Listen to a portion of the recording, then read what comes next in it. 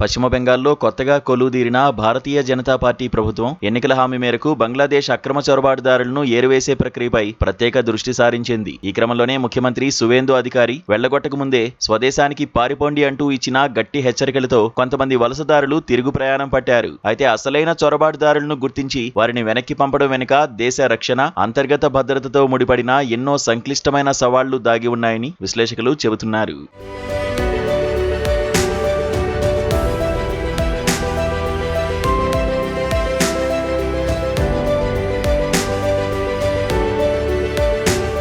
భౌగోళికంగా భారతదేశానికి బంగ్లాదేశ్తో పశ్చిమ బెంగాల్, అసోం, మేఘాలయ, త్రిపుర, మిజోరాం రాష్ట్రాల మీదుగా దాదాపు 4096 కిలోమీటర్ల పొడవైన సరిహద్దు ఉంది. అందులో బ్రహ్మపుత్ర, తీస్తా, ఫెని, కుషియారా వంటి 54 నదుల ప్రవాహాలతో కూడిన రివరైన్ బోర్డర్ నిర్వహణ అత్యంత కఠినంగా మారింది. ముఖ్యంగా అసోంలోని ధుబ్రీ వంటి ప్రాంతాల్లో నదులు పాయలుగా విడిపోవడం, వరదల వల్ల భౌగోళిక మార్గాలతో పాటు కొత్త ఇసుక దీవులు ఏర్పడడం వల్ల స్థిరమైన సరిహద్దు రేఖను నిర్ధారించడం సాధ్యపడడం లేదు. అయినప్పటికీ భారత్ ఇప్పటికే సుమారు 3232 కిలోమీటర్ల మేర సరిహద్దు కంచెను విజయవంతంగా పూర్తి చేసింది. మిగిలిన కంచి లేని ప్రాంతాలు ఎక్కువగా పశ్చిమ బెంగాల్లోని ఉత్తర 24 పరగణాలు, ముర్షిదాబాద్, మాల్దా, కూచ్బెహార్ జిల్లాల్లోనే కేంద్రీకృతమై ఉన్నాయి. ఈ ప్రాంతాల్లో నదీ ప్రవాహాలు తీవ్రంగా ఉండడం, జనాభా సాంద్రత ఎక్కువగా ఉండడంతో పాటు భూసేకరణ సమస్యలు కంచె నిర్మాణ పనులకు ప్రధాన అడ్డంకులుగా మారుతున్నాయి. దశాబ్దాలుగా కొనసాగుతున్న ఈ భౌగోళిక అస్థిరతను, మడ అడవులను, దట్టమైన పొగమంచును ఆసరాగా చేసుకుని చొరబాటుదారులు రాత్రి వేళల్లో చిన్న చిన్న పడవలు, మోటారు బోట్ల ద్వారా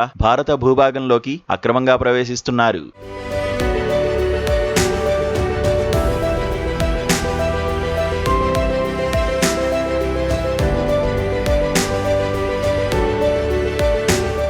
సరిహద్దుల్లో 1975 నాటి ఒప్పందం ప్రకారం 300 గజాల బఫర్ జోన్ ఉన్నప్పటికీ కంచెకు ఇరువైపులా స్థానికుల పొలాలు, మార్కెట్లు, బంధుత్వాలు విస్తరించి ఉండడం వల్ల నిఘా ఉంచడం బీఎస్ఎఫ్ కు సవాల్గా మారింది. ఈ మార్గాల ద్వారానే మానవ అక్రమ రవాణా, నకిలీ కరెన్సీ చెలామణి, బంగారం, మాదక ద్రవ్యాల రవాణాతో పాటు పెద్ద ఎత్తున పశువుల స్మగ్లింగ్ వంటి క్రమబద్ధమైన నేరాలు నిరంతరాయంగా సాగుతున్నాయి. దురదృష్టవశాత్తు భారతదేశంలోకి చొరబడిన వీరికి స్థానిక దళారీల నెట్వర్క్ సహాయంతో ఆధార్ కార్డులు, ఓటర్ ఐడి, రేషన్ కార్డులు వంటి అధికారిక గుర్తింపు పత్రాలు అతి సులభంగా లభిస్తున్నాయని నివేదికలు స్పష్టం చేస్తున్నాయి. దీనివల్ల పట్టుబడిన చొరబాటుదారులు తాము పశ్చిమ బెంగాల్ లేదా అసోం వాసులమని వాదిస్తుండడం, వారి భాష, సంస్కృతి, జీవన విధానం స్థానికులతో కలిసిపోవడం వల్ల అసలైన బంగ్లాదేశీయులను వేరు చేయడం దర్యాప్తు సంస్థలకు అసాధ్యంగా మారుతోంది. ఒకవేళ భారత అధికారులు అక్రమ వలసదారులను గుర్తించినప్పటికీ అవతలి దేశం వారిని తమ పౌరులుగా అంగీకరించకపోతే దౌత్యపరమైన సంక్షోభం తలెత్తుతుంది. అసోంలో ఎన్ఆర్సీ ప్రక్రియ ద్వారా లక్షలాది మందిని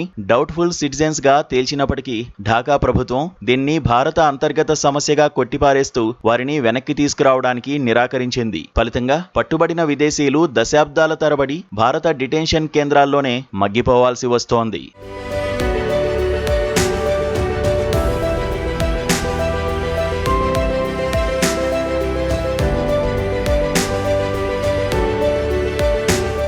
ఇరు దేశాల సరిహద్దుల్లో ఒకరు నెట్టేస్తే మరొకరు తిప్పి పంపే పింగ్ పాంగ్ పుష్ బ్యాక్ విధానం మానవతా సంక్షోభాన్ని, మానవ హక్కుల చర్చను లేవనెత్తుతోంది. ఇక్కడ దశాబ్దాలుగా స్థిరపడిన వలసదారుల పిల్లలు భారత గడ్డపైనే పుట్టి పెరగడం వల్ల వారి పౌరసత్వాల చట్టబద్ధత తీవ్ర సందిగ్ధంలో పడింది. ఈ జాతీయ భద్రతా ముప్పును తిప్పికొట్టేందుకు భారత ప్రభుత్వం అత్యాధునిక సాంకేతికతతో కూడిన స్మార్ట్ బోర్డర్ విధానాన్ని ప్రతిష్టాత్మకంగా అమలు చేస్తోంది. దీన్ని బంగ్లాదేశ్లోని కొన్ని వర్గాలు డిజిటల్ ఐరన్ కర్టెన్ అని విమర్శిస్తున్నప్పటికీ బంగ్లాదేశ్ జాతీయ మీడియాలో దీనిపై పెద్దగా వ్యతిరేకత, చర్చ జరగకపోవడం భారత ప్రభుత్వ తెర వెనుక దౌత్య నైపుణ్యానికి నిదర్శనంగా నిలుస్తోంది. అయినప్పటికీ బంగ్లాదేశ్లోని తీవ్రవాద, మత ఛాందస శక్తులు, కొన్ని రాజకీయ పార్టీలు బీఎస్ఎఫ్ చర్యలకు సంబంధించిన వీడియోలను వక్రీకరిస్తూ అక్కడి యువతలో తీవ్రమైన భారత వ్యతిరేక భావజాలాన్ని రగిలిస్తున్నాయి. ఇటువంటి సున్నితమైన పరిస్థితుల్లో పొరుగు దేశంతో ప్రాంతీయ దౌత్య సంబంధాలు దెబ్బతినకుండా చూసుకోవడం భారతదేశానికి అత్యంత కీలకం. కాబట్టి కేంద్ర, రాష్ట్ర ప్రభుత్వాలు సరిహద్దు భద్రతను పటిష్టం చేయడంతో పాటు చొరబాటుదారుల గుర్తింపు ప్రక్రియలో అంతర్జాతీయ చట్టాలను గౌరవిస్తూ ద్వైపాక్షిక చర్చల ద్వారా బంగ్లాదేశ్ను ఒప్పించే వ్యూహాత్మక దౌత్య నీతిని ప్రదర్శించాల్సిన అవసరం ఎంతైనా ఉంది.